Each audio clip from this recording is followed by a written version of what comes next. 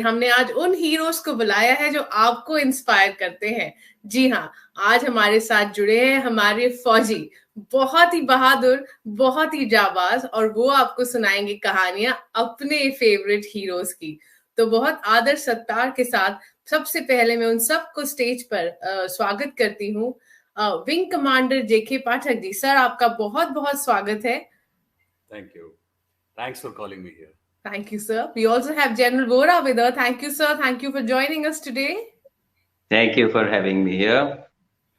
हमारे इंडिया के blade runner, a big pride, major DP Singh sir. Sir, welcome to Srijani once again. Thank you, Prachi ji. Thank you for getting me back again.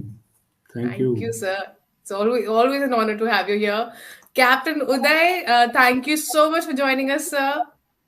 Thank you so much, Prachi, and good evening, everyone. Jai Hind to everyone. Jai Hind to everyone.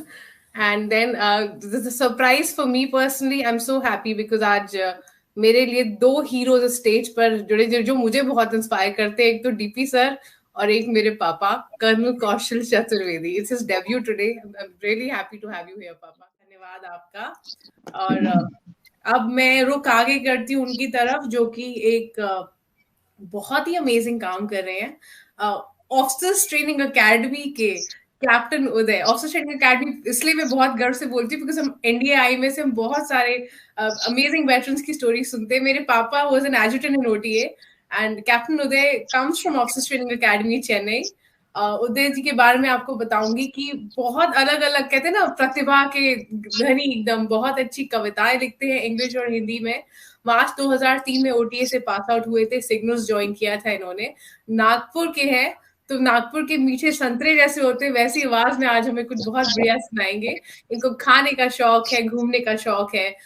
बहुत अच्छे जो corporate life में he is very successful, लेकिन उसके beyond इनका एक बहुत अच्छा अचीवमेंट है जो मैं बताना चाहूंगी। He is worked for a lot of different companies. Kingfisher हो गई, आईएफबी हो गई, जेके सीमेंट हो गया, यस बैंक हो गया। बट आज एक ऐसी ग्रुप है फोर्सेस नेटवर्क, उसमें ये है, he interviews a lot of army officers. It's a family of over 6,000 फौजीज across the globe, जिसे फोर्सेस नेटवर्क के साथ जोड़ के रखा है इन्होंने। I am very proud to meet you. Captain Uday is somewhere around the same age group तो एज मी, एंड मुझे जब पता पड़ा, हमने बात करी, बहुत अच्छा लगा। आपको और थैंक यू इसलिए भी कहूंगी कि आज आपने पाठक सर से हमें इंट्रोड्यूस कराया, तो उसके लिए भी we are very grateful. Welcome captain Uday. आपसे जानना चाहेंगे आपके हीरो की कहानी और फिर कुछ सुनना चाहेंगे आपसे। Thank you so much. Jai Hind. Jai Hind to all the seniors. It's been always like this. कहते हैं फौज में ट्रेडिशंस बहुत इंपॉर्टेंट होती हैं। तो मैं एक इतना इस बात से शुरुआत करना चाहूँगा कि मैंने छोटी सी सर्विस करी 5 साल की फौज में, बट दिल में तो फौज हमेशा रहती है। तो मेरी 5 साल की सर्विस में मैं हमेशा, जो सीनियर से वो समझ पाएंगे इस बात को, मैं बेबी ऑफ द बटालियन रहा हूँ हमेशा। मतलब basically the junior most officer in the unit. And I mean, like, look at the destiny. Today also I am the baby of the whole show. I am the last one. So I would say, even if I commit mistakes, मुझसे गलतियां होगी, तो भी nobody's gonna say anything to me. That's the tradition of Forge.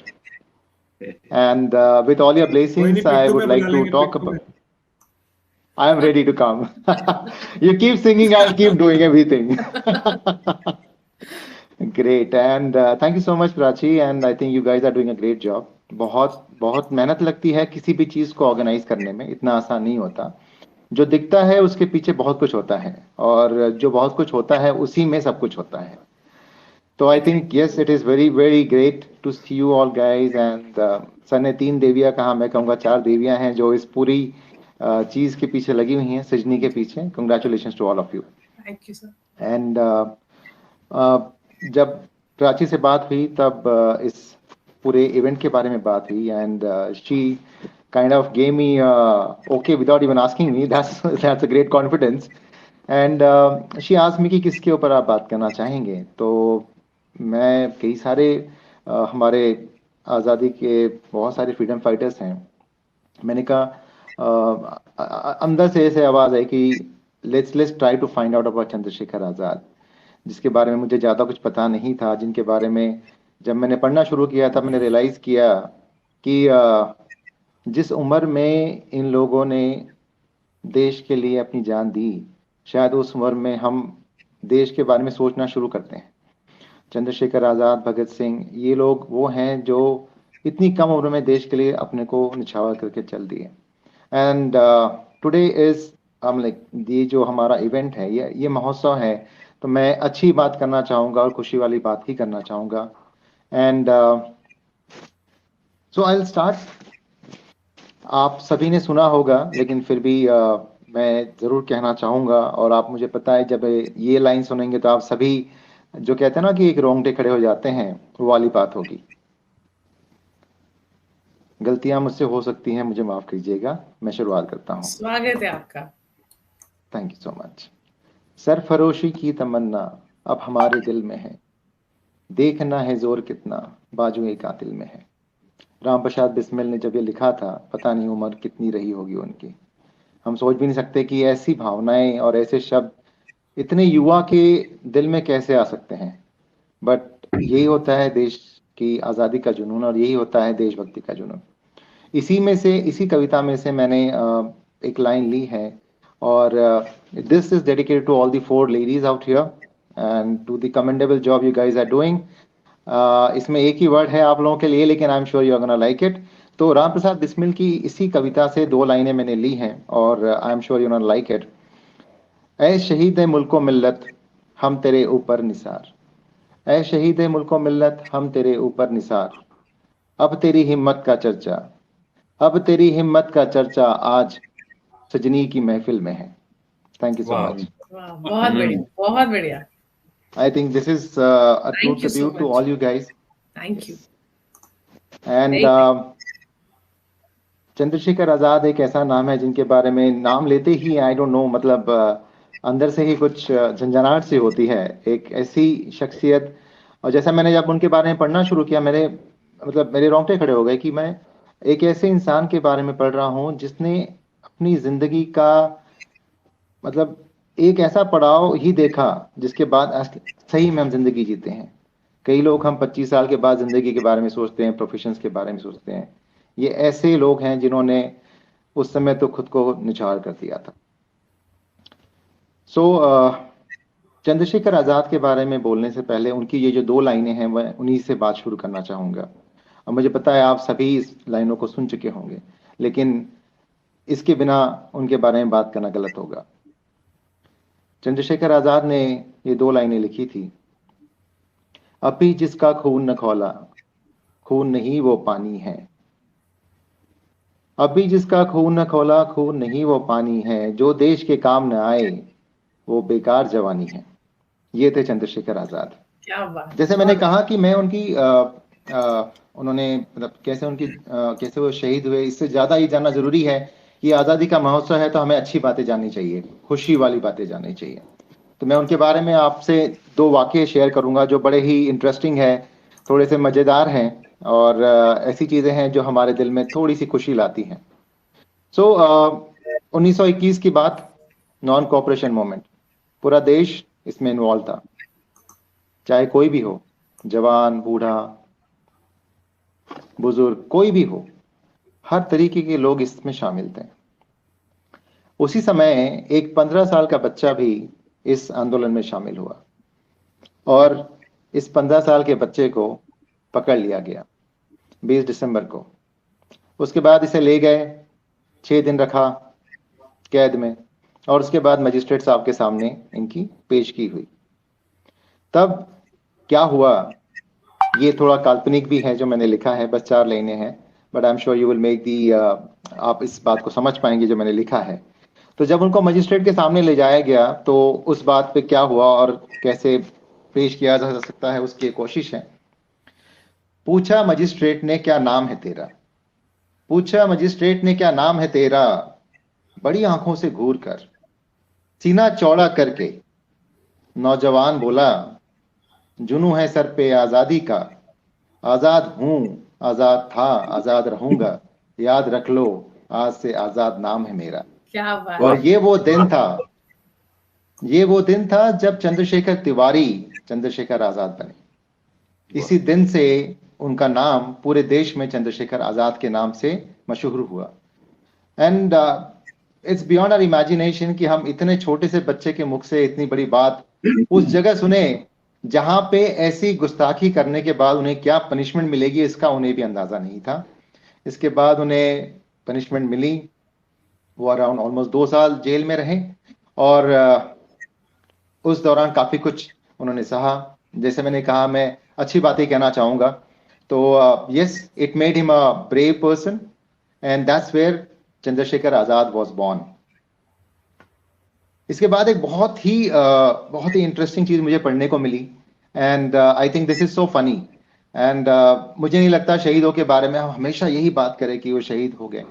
उनकी भी life थी, उन्होंने भी बहुत कुछ खुशियों के साथ जिया। बहुत सारे पल ऐसे थे जब वो ठा के ला के हंसते थे, दोस्तों के साथ बैठते थे, मस्ती करते थे, शरारतें करते थे और उल्टी पुल्टी बातें भी करते थे। जवां तो सारे ही थे, तो ये बातें तो उनकी लाइफ की थी। तो ऐसी एक बात पता चली,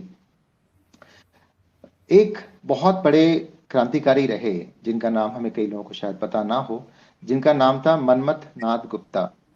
मनमथ गुप्ता एक तरह से देखा जाए तो आजाद के बड़े भाई भी थे।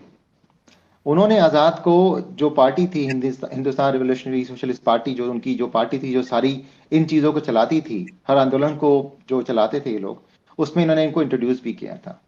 तो मनमथ जी और आजाद जी दोनों साथ में बैठे हुए थे। तो मनमथ जी को पता था कि चंद्रशेखर आजाद को बड़ा शौक था रिवॉल्वर्स का, पिस्टल्स का, राइफल्स का। ही वॉज वेरी पैशनेट, मतलब बियॉन्ड इमेजिनेशन। तो एक दिन ऐसा हुआ कि मनमथ जी के पास में एक नई पिस्टल आई और वो बड़े शौक से गए और उन्होंने दे दी आजाद को।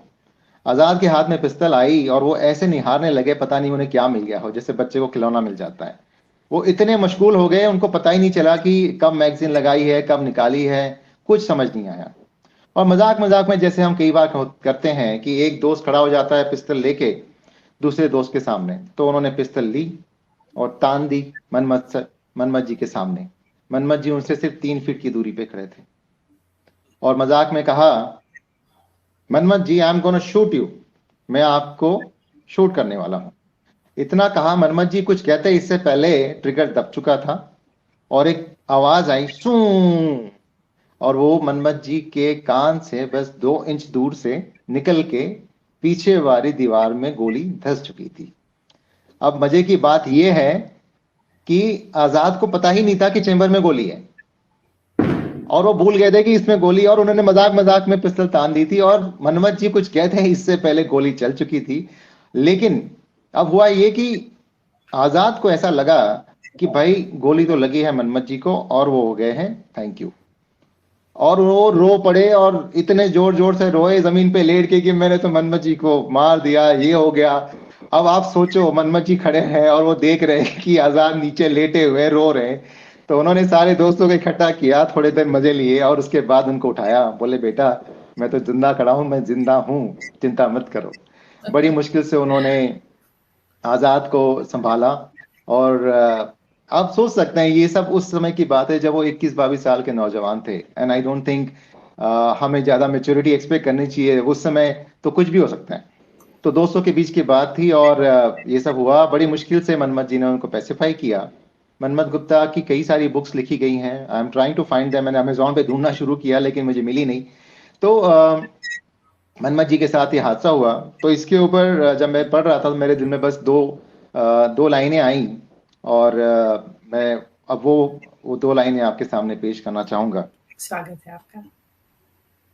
लगा था दोस्तों की यारी का मेला, लगा था दोस्तों की यारी का मेला, वीरों की वीरता की थी ये पहला, वीरों की वीरता थी की थी ये वह बेला, जब जब इन वीरों का दिल टटोला, जब जब इन वीरों का दिल टटोला, सबका दिल बस एक ही बात बोला, मेरा रंग दे बसंती चोला, मेरा रंग दे बसंती चोला, मेरा रंग दे बसंती चोला। क्या बात। वाह वाह वाह। तो ये बात है यारों की, दोस्तों की, जो शहीदी के जुनून, इतना बड़ा जुनून, ऐसा जुनून की जिनको कुछ फर्क नहीं पड़ता था, कोई भी चीज उनके सामने मायने नहीं रखती थी सिवाय जुनून आजादी। और ये सारे दोस्त आप सोच सकते हैं 21 साल, 22 साल, 23 साल की उम्र के थे। पता नहीं और कहते हैं ना कि इस देश की मिट्टी, भारत देश की मिट्टी के पैदा किए हुए थे, शायद इसीलिए ऐसा जुनून था इनके अंदर। इसी के इसी के बाद मैं थोड़ा सा मैंने और एक छोटी सी कुछ लिखने की कोशिश की है, वो पेश करूंगा। और चंद्रशेखर आजाद जी के बारे में जितना कहा जाए कम है। और उनकी दो इम्पॉर्टेंट इवेंट्स जो हमें जाननी चाहिए, पढ़ना चाहिए, समय कम है तो मैं सिर्फ उनका नाम लूंगा। एक तो था काकोरी में जो उन्होंने ट्रेन रॉबरी की थी। वो एक ऐसा स्ट्रैटेजिक और इतना बड़ा प्लान था जिससे कि ना, मतलब वो पैसा तो चाहिए था, बिकॉज अगर पार्टी चलानी है तो पैसा चाहिए था, लेकिन उसमें ये बात जरूरी थी कि इस रॉबरी से पूरे देश को ये बताया गया कि भाई एक ऐसी संस्था है जो पूरे देश के लिए लड़ रही है और वो ऐसा कुछ भी कर सकती है जो अंग्रेजों ने कभी उम्मीद भी नहीं की थी। तो काकोरी का जो रॉबरी था उसके कई सारे मोटिव्स थे, कई सारे उद्देश्य थे। उनमें से एक था पैसा लाना जो हमारे संस्था के लिए चाहिए था, और उसके अलावा था पूरे देश को बताना कि भाई आपके देश में क्रांतिकारी बसते हैं, आप चिंता मत करो, आजादी जल्दी ही मिलेगी। तो ये थे आजाद और उनके दोस्त जिन्होंने काकोरी में रॉबरी करी। और the only thing is that कि इस रॉबरी के बाद अंग्रेजों ने बहुत ज्यादा सर्च करना शुरू किया, और इसी रॉबरी के बाद पूरे देश में ये सारे क्रांतिकारी जहां जहां थे एक एक करके पकड़े गए। कुछ शायद काला पानी के लिए गए, कुछ उन्हें 14 साल जिंदगी जेल में काटी, और ऐसे कई सारे लोग थे। ये एक वाकया जो चंद्रशेखर आजाद की लाइफ का सबसे इंपॉर्टेंट वाकया है और जिसमें उन्होंने बढ़ चढ़ के हिस्सा लिया, पूरी हिम्मत से पार्टिसिपेट किया। और दूसरा था जनरल सैंडर्स की जो हत्या की गई, जिसमें कि आप सभी को पता होगा कि भगत सिंह और उनके तीनों साथी, ये सारे लोग साथ में थे। और चंद्रशेखर आजाद भी इसके पीछे एक बहुत बड़ा ब्रेन चाइल्ड थे कि जब उनको मारा गया कैसे करेंगे, क्या प्लान होगा और किस तरह से इसको पूरा अंजाम दिया गया। तो उसमें भी चंद्रशेखर आजाद का बहुत बड़ा हाथ था। And these two events actually are the major milestone, बहुत बड़े माइलस्टोन हैं चंद्रशेखर आजाद की जिंदगी के। तो एक और चीज जो मैंने लिखी थी अब मैं आपके सामने पेश करना चाहूंगा। स्वागत है, सुनाइए। Thank you.